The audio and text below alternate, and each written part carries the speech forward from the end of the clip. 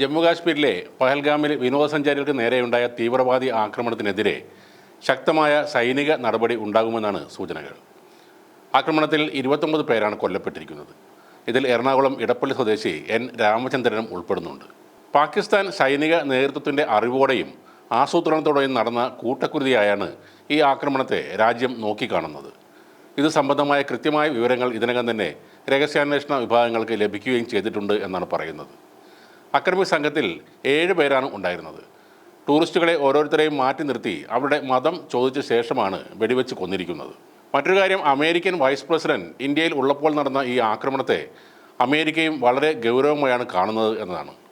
ഇന്ത്യക്ക് ഏതു തരം തിരിച്ചടി നടത്താനും അവകാശമുണ്ടെന്ന നിലപാടിലേക്ക് അമേരിക്ക എത്തിയിട്ടുണ്ട്. സൗദി സന്ദർശിച്ചിരുന്ന പ്രധാനമന്ത്രി നരേന്ദ്രമോദിക്ക് അറബ് രാജ്യങ്ങളും പിന്തുണ പ്രഖ്യാപിച്ചിട്ടുണ്ട്. ആക്രമണത്തിൻ്റെ പശ്ചാത്തലത്തിൽ സന്ദർശനം വെട്ടിച്ചുരുക്കിയ നരേന്ദ്രമോദി ഡൽഹിയിലെത്തി. പാലം വിമാനത്താവളത്തിൽ തന്നെ അജിത് ഡോവൽ അടക്കമുള്ള ഉയർന്ന ഉദ്യോഗസ്ഥരുമായി അദ്ദേഹം മീറ്റിംഗും നടത്തിക്കഴിഞ്ഞു. സാധാരണക്കാർക്ക് നേരെ നടന്ന ആക്രമണത്തെ ഒരു കാരണവശാലും അംഗീകരിക്കാൻ കഴിയില്ലെന്ന നിലപാടിലേക്ക് America, Russia, Saudi Arabia, Israel, UAE, Iran, Britain, France തുടങ്ങിയ രാജ്യങ്ങളും മാറിയിട്ടുണ്ട്. ആക്രമണത്തിൽ നടുക്കം പ്രകടിപ്പിച്ച ലോകരാജ്യങ്ങൾ ഇന്ത്യക്ക് സകല പിന്തുണയും പ്രഖ്യാപിച്ചിട്ടുണ്ട്.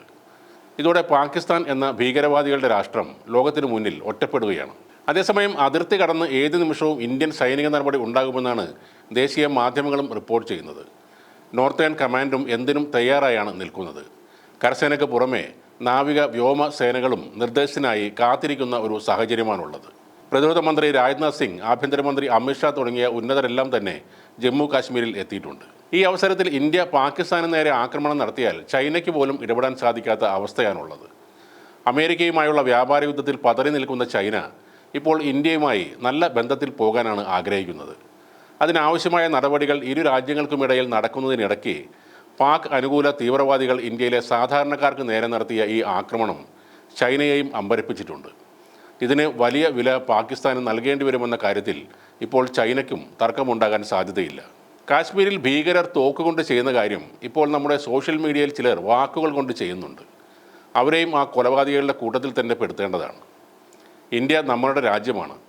ഇവിടെ മരിച്ചു വീണ ഓരോരുത്തരും നമ്മുടെ സഹോദരങ്ങളാണ്.